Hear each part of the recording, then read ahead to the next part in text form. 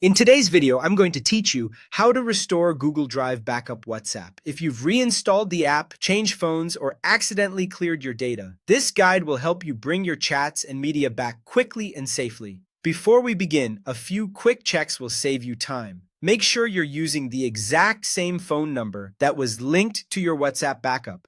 Also confirm you're signed in on your Android phone with the same Google account that holds the backup. A stable internet connection is essential, and Wi-Fi is best to avoid delays or data charges. If possible, keep your phone charged and close to the router for a smoother restore. Let's start by getting a fresh install of WhatsApp. Uninstall the app from your phone, then open the Google Play Store and install WhatsApp again. A clean reinstall ensures the app can properly detect and offer your Google Drive backup during setup. Open WhatsApp and follow the prompts. Enter your phone number and complete the SMS verification. Be sure this is the same number you used when the backup was created. The restore depends on that match. If you're asked for additional verification, complete it as prompted so the setup can continue. Right after your number is verified, WhatsApp will automatically search your Google Drive for an available backup. If it finds one, you'll see the option to restore. Tap Restore to begin. This process will download your chats first, followed by your media like photos, videos, and voice notes.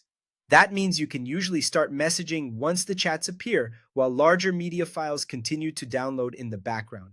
Now give the restore time to finish. Depending on the size of your backup and the speed of your connection, it may take a few minutes or longer. Keep Wi-Fi on, don't close WhatsApp, and avoid switching networks during the download. When the restore completes, tap Next to finish setup, and you'll see your conversations repopulate.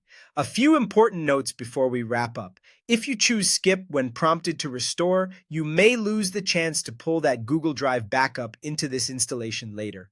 Only the latest backup is available because each new backup overwrites the previous one.